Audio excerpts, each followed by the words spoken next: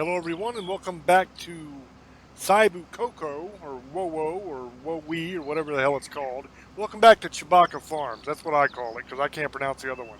It's Saibu Coco or Kowo. Saibu Kowo, I think is what it is. But anyway, on today's episode, we're going to try to make some cash. So I'm going to buy Field 51 here, which is this field right here. And we're going to try to get paid here. Now I gotta get around this tree, which is gonna be interesting. I haven't cut the trees off this yet. I'm going to, but I just haven't done it yet. But this is a field of oats. I chose this because oats pay pretty well, and we'll also have the straw that we can sell at the end of it. I should have cut the trees first. That would have been the smarter move, but I did not, because I was anxious to get going and I didn't want to waste time cutting the trees. And I'll pay for that doing this headland because they're going to be in the way. But we will soldier on and get through it. So what I'm going to do is I'm going to do the headland all the way around the field. And then I'm going to kind of skip bits to where I'll cut out a lot of the harvesting. Last video I sped it up. And I kind of like that. I think it was kind of cool. But I wanted to see what it would be like if I actually cut it out. So what we'll do is we'll do the headland on the field. And for those that don't know, the headland is just all the way around the field once.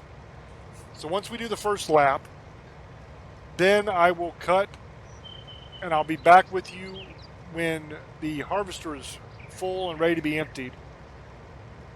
And we'll go and sell what we've done. I'm thinking this way I can fit a lot more into an episode. So we'll see how it turns out. If it turns out and I like it, then I might do it this way. If not, I'll just keep speeding it up. I was just showing everything, like the entire field being harvested. And that's fine. I don't mind doing that. But the problem is you only have one thing accomplished during the entire episode. And it's a full hour. This way I can cut them down to about 25-30 minutes an episode. And you're still getting an hour's worth of gameplay out of it because I still played it for an hour. I just kind of cut out some of the travel back and forth and all of that. So we'll see how it goes. I really like this harvester. It's the 9600 series from John Deere.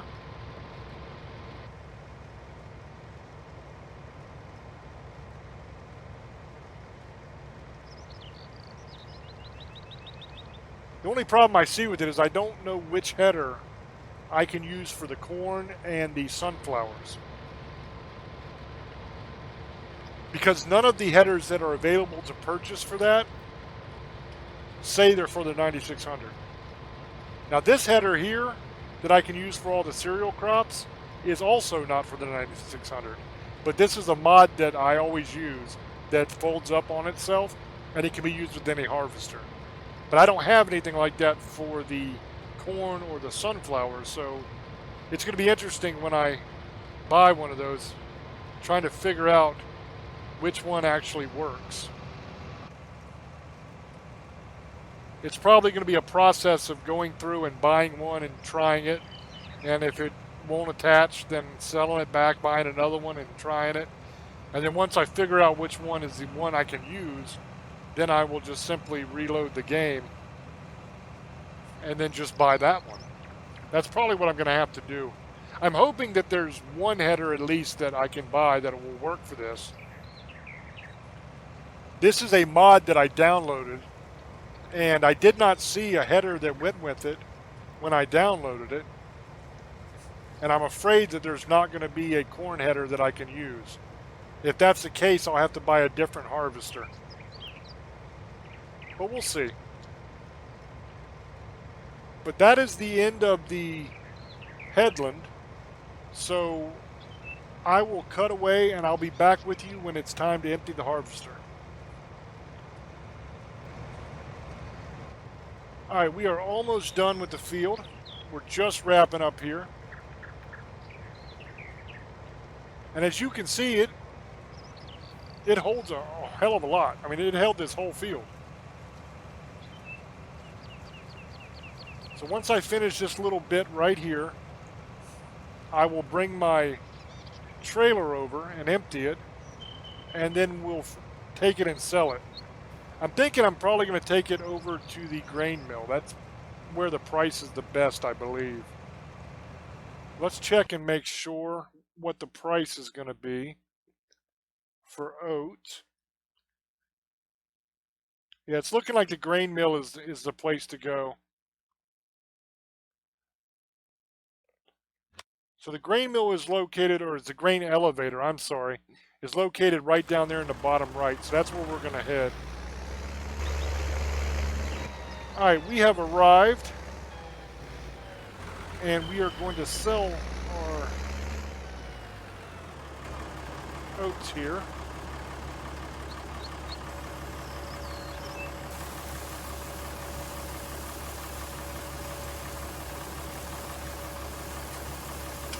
See what we get. We made $17,150. So that is nice. That is nice indeed. We'll get the same price that we paid for the field when we resell it. Alright, so now I need to pick up my loading wagon here and go and pick up this straw. I bet you I missed it, didn't I? Oh, I'm not even close. Goodness. That is far from where I wanted to be. Alright. We're attached. Let's go back over to the field and pick up all that straw.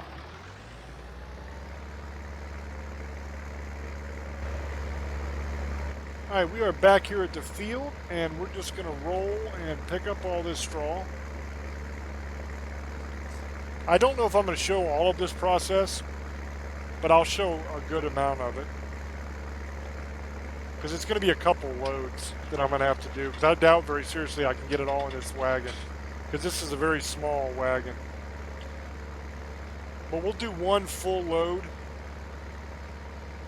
And then we'll see how much is left on the field. And I might cut away and I might not. I'm definitely going to have to cut away to drive back to sell it. But we'll see what happens with the actual picking up. It's a much quicker process picking it up than it is harvesting, because the harvester goes so slow. Now this thing isn't a speed demon either. It's only doing 12 miles an hour, but 12 miles an hour is a hell of a lot faster than the harvester goes. I think it only harvests at 6 miles an hour. So it's twice the speed.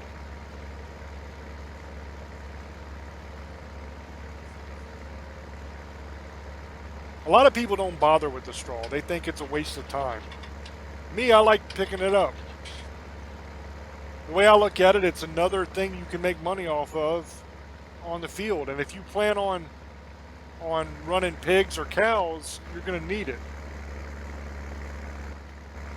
Because they require straw in order to produce manure.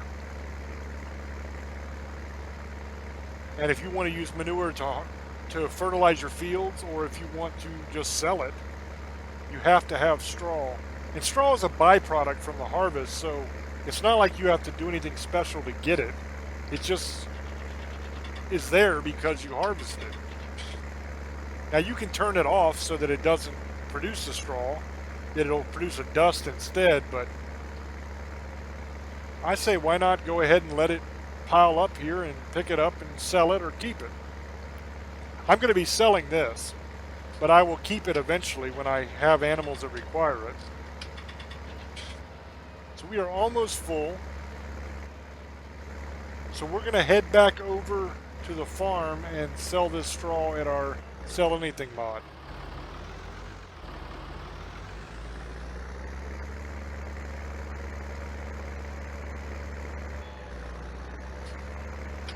That wheel was turning like crazy.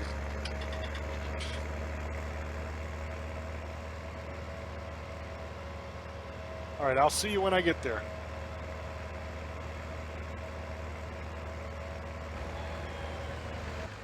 Alright, we are back here at the farm. And we'll see what we get for this first load. I don't expect any more than $4,000 or $5,000 probably.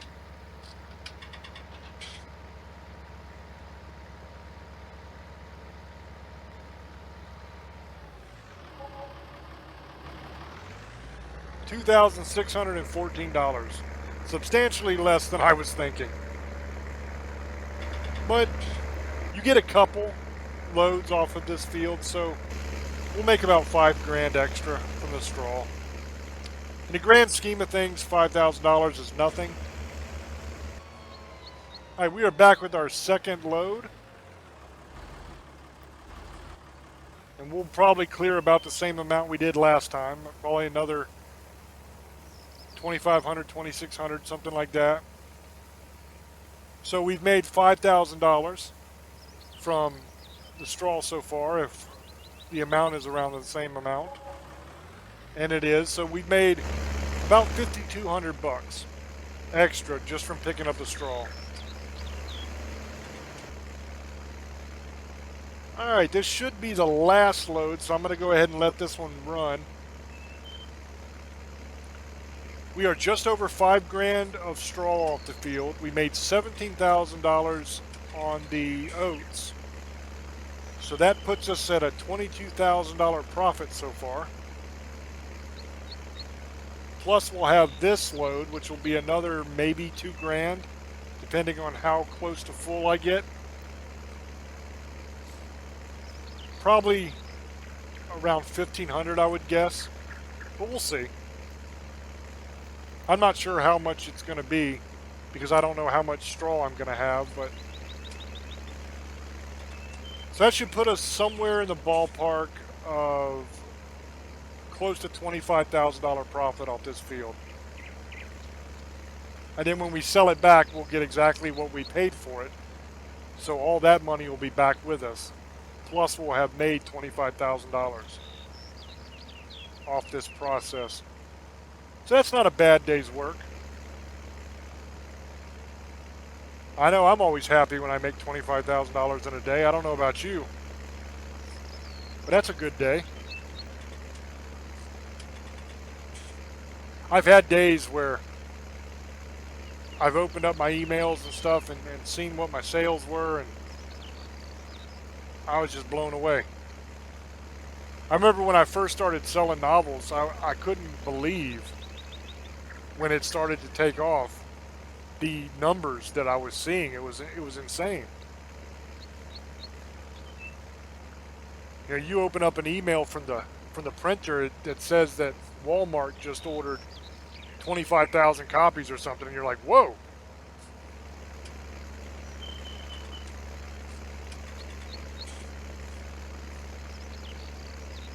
This is just about all of the straw. Once we get all this picked up, we'll take it back and sell it, resell the field. Well, I got to cut the trees off this field yet too, don't I? We'll try something a little bit different this time with the trees. Instead of sawing them up into chunks and then selling the pieces, we're going to try to make wood chips out of them, I think. We won't make as much that way, but that way you'll get to see the other way you can sell your trees.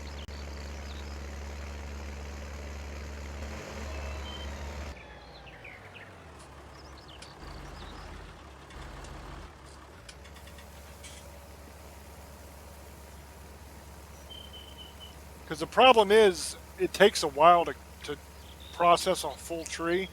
And when you're talking, some of these fields have 4 or 5 trees on them. Yes, we made it just under $2,000 for that. So that puts us right at around $24,000. All right, so we are going to buy the BA725D. This is a wood chipper, but we do not have the cash for it. That sucks. Okay, so we are going to go into our bank here, and we're going to take out a little loan. Didn't take much, but we took enough so that now we can buy this guy.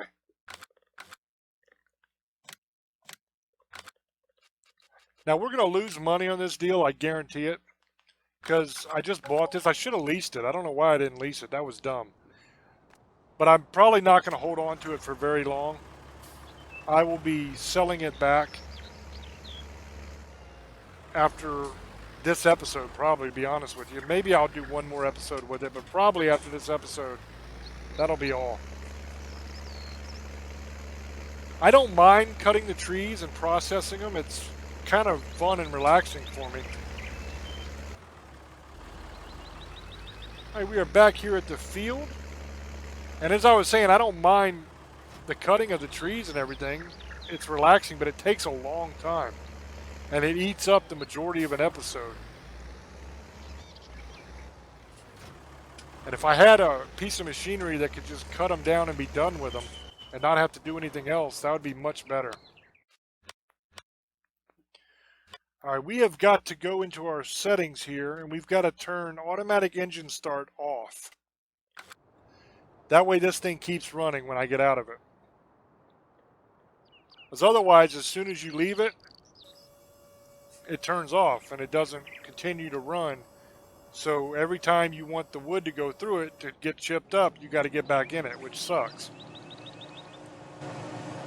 So you kind of got to turn the automatic engine start off, which means you have to start every piece of equipment as you get into it, which isn't the greatest, but when you get out of it, it keeps running, which is what we want.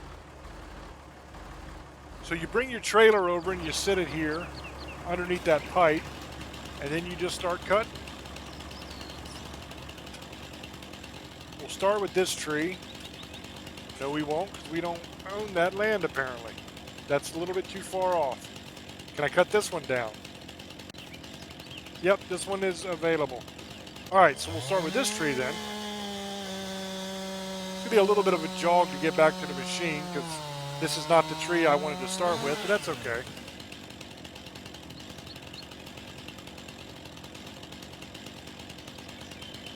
So this is basically the same process that I did last episode, where I just cut the tree into pieces, but instead of taking those pieces and putting them in a trailer, driving them over to the lumber yard and selling them, instead we're going to be taking these and throwing them into the wood chipper and making wood chips out of it, and then we will sell those. Now, I don't recommend cutting this way. The only reason I'm doing this is because it would not let me cut from the side for some reason. It wouldn't give me an area that would cut. So I took what I could get to kind of make that a little bit lighter so I could pick it up. And sometimes when you cut a chunk like that off from a weird angle, it'll actually make it so you can cut it the right way, the way you're supposed to. See, it didn't give me this option before, but once I cut that chunk off, it did. Which kind of doesn't make sense, but I'm not going to think about it too much. I'm just going to cut it and chuck it. That piece was heavy.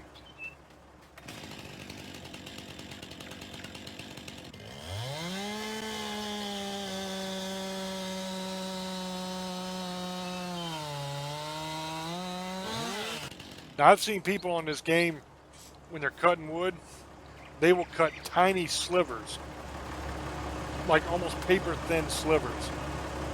Now, when you do it that way, you make more money overall for the tree, but it takes forever. I try to get as big a chunks as I can, because I just want to get through the tree and move on.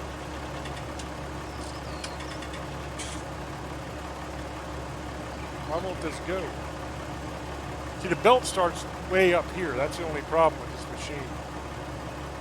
And it's not feeding out the wood chips, is it?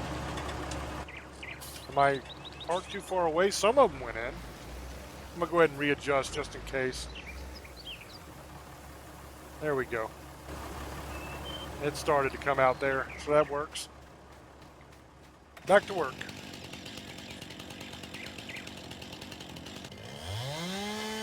Now, once we make our way further up the tree, we'll be able to start taking much larger pieces over. But this is a pretty substantial tree, and down here close to the trunk of it is very, very heavy. So you got to cut them into much smaller pieces. frankly, you got to cut them into pieces that are a lot smaller than I would cut them into if I was doing this in real life, because the pieces of wood you're going to get when you split this are going to be tiny.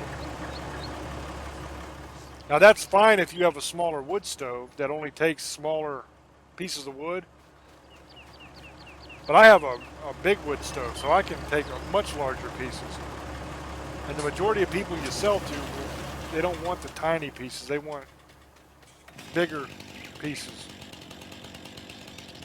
Now you'll cut this round right here, and then you'll split that round in half, and then in half again, and maybe even those halves in half, in order to make the little wedges that you actually burn.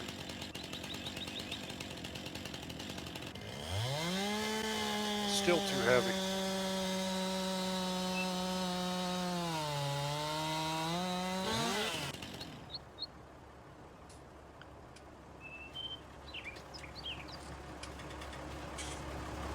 That's one thing about cutting wood in real life, is it is great exercise.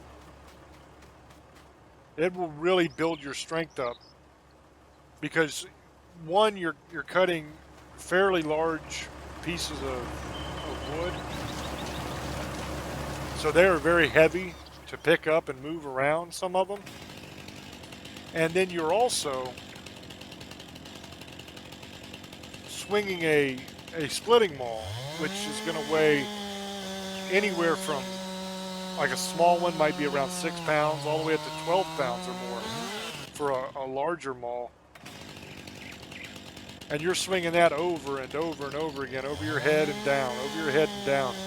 So you really build your muscles up.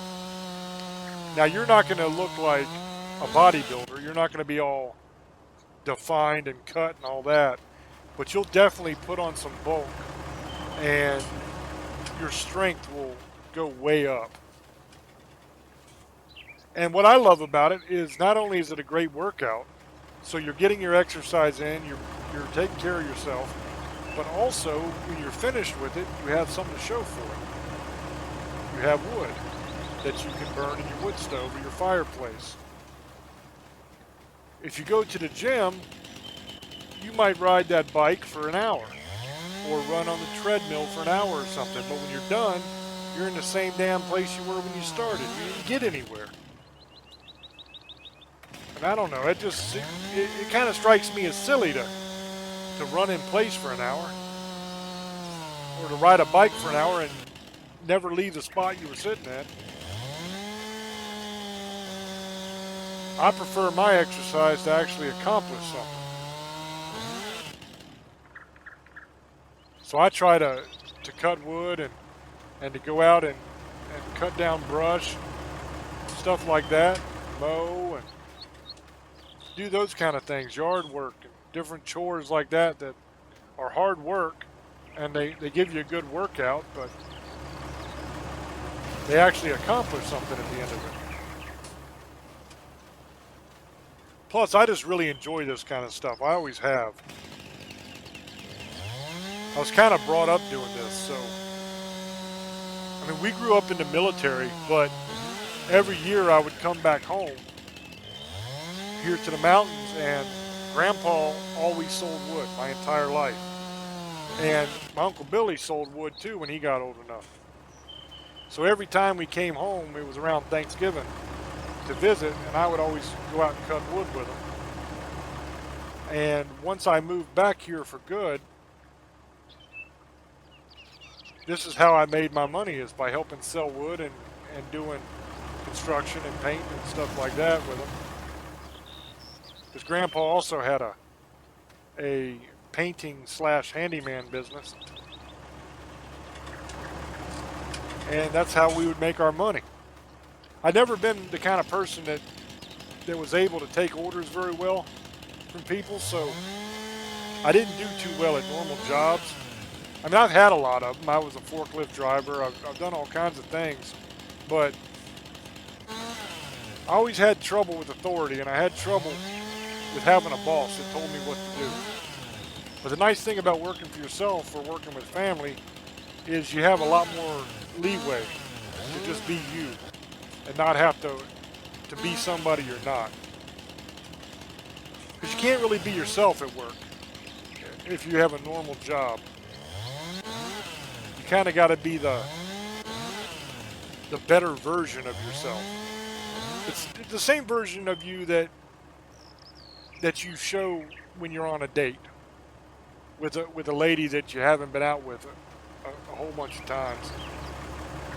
It's still kind of you, but you're on your best behavior. Let's put it that way. And you kind of got to do that at work too. You got to be on your best behavior.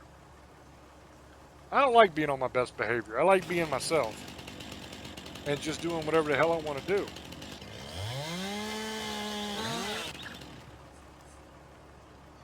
Now, one bad thing about working for yourself is if you fail, it's your fault. There ain't nobody else to blame but you. And the amount of money you make is dependent on how hard you work and how good you are at what you do. Because if you're lazy, you're not going to make any money.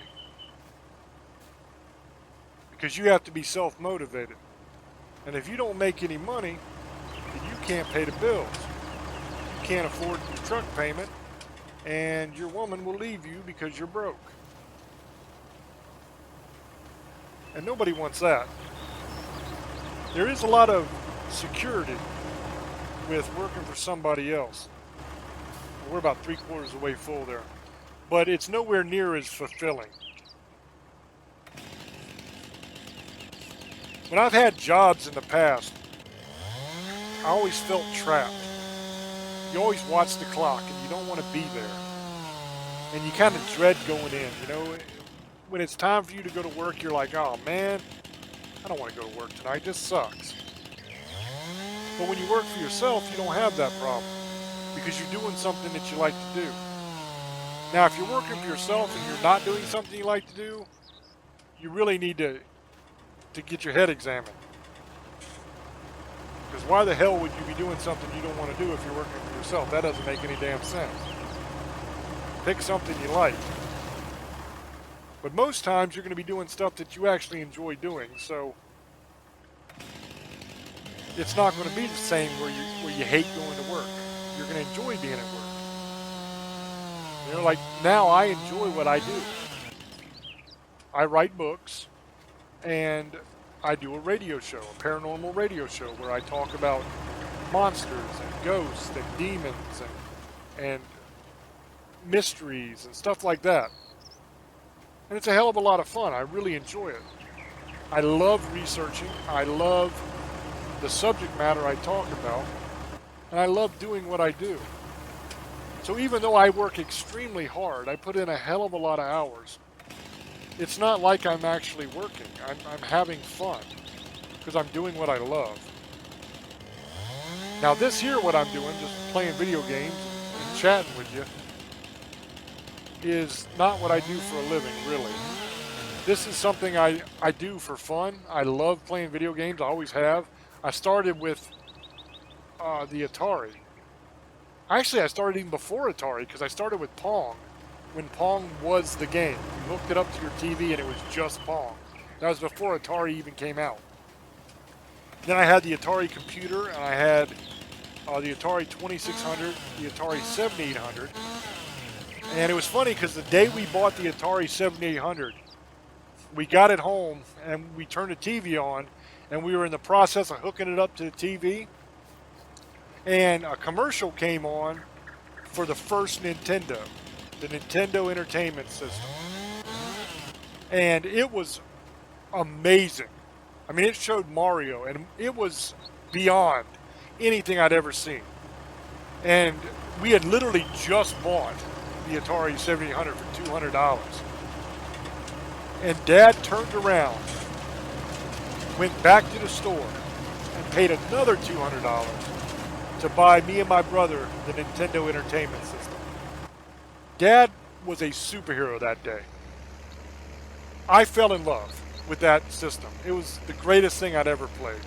And we're going to go back over to the farm and sell these wood chips.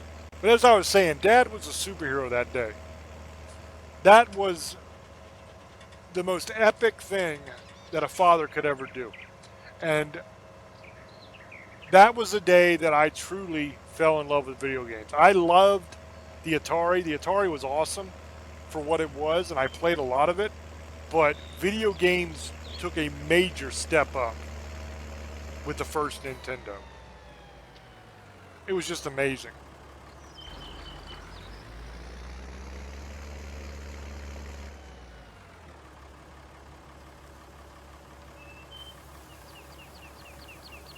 So that's about all the time we have for this episode. If you liked it, please hit the like button, subscribe, all that kind of jazz. And thanks for hanging out. Until I speak to you again, love many, trust few, and do harm to none. God loves you, and so do I. Bye-bye.